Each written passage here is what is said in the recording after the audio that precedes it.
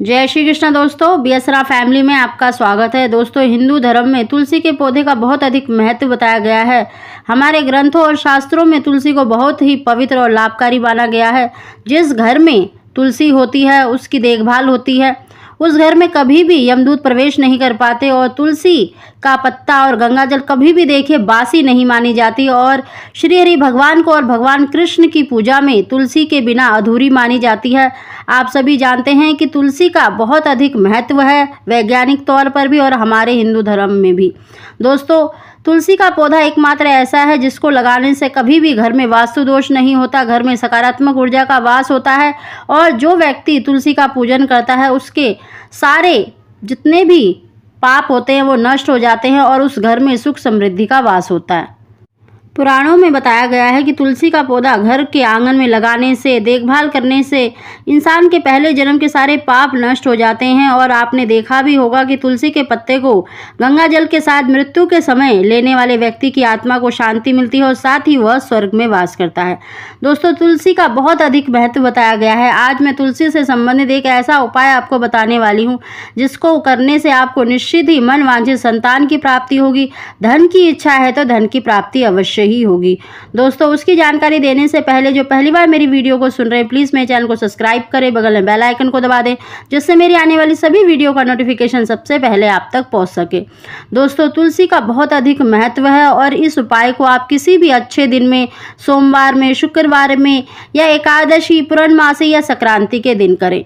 दोस्तों, इन दिनों में देखिए तुलसी का बहुत अधिक महत्व माना जाता है। अगर आप श्री हरि भगवान का यानी भगवान कृष्ण का, विष्णु का पूजन करते हैं और साथ ही आप एक गोमती चक्र, 1 रुपये का सिक्का या फिर 5 रुपये का सिक्का और साथ ही एक रक्त गुंजा, ये तीनों वस्तु श्री हरि भगवान को अर्पित करते हैं उनका पूजन करके, और एक दीपक जलाकर श्री हरि भगवान का मंत्र का उच्चारण करते हैं। अगर देखिए आपको संतान की इच्छा है तो संतान गोपाल मंत्र का उच्चारण करें।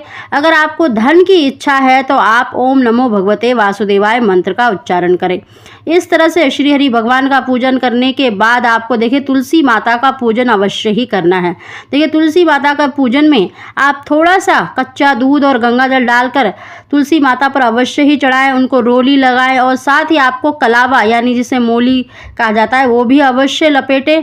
तुलसी माता का पूरी विधि विधान से पूजन करें और साथ ही वहाँ पर एक दीपक जलाएं और तुलसी माता की 4 परिक्रमा ओम नमो भगवते वासुदेवाय कहते हुए अवश्य ही आप लगाएं। और साथ ही आपको देखिए जो आपने श्री हरि भगवान को अर्पित करी है 1 रुपये का सिक्का, गोमती चक्र और एक रक्त गुंजा, इन तीनों को तुलसी के मिट्टी में आपको थोड़ा सा गड्ढा करके वहाँ पर दबा देना है।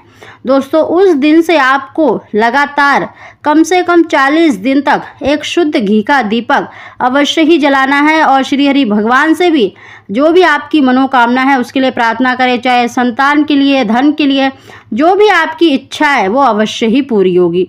दोस्तों, इस तरह से श्री हरि भगवान से प्रार्थना करें और माता तुलसी से भी आपको प्रार्थना करनी है जो भी आपकी मनोकामना है, पुत्र की है, संतान की है, धन की है। इस तरह से उस दिन से अगर आप नित्य प्रति तुलसी पर एक दीपक जलाते हैं और उनसे डेली प्रार्थना करते हैं तो निश्चित ही देखना आपकी मनोकामना अवश्य ही पूरी होगी। दोस्तों, अगर आप रोली, कुमकुम तुलसी माता को लगाते हैं तो निश्चित ही आपकी मनोकामना और भी शीघ्र पूरी होती है। लेकिन एकादशी, संक्रांति, पूर्णमासी यानी जो विशेष दिन माने जाते हैं उन दिनों में आप तुलसी पर 1 चम्मच कच्चा दूध डालकर, मतलब गंगा जल डालकर अवश्य ही उनको जल अर्पित करा करें।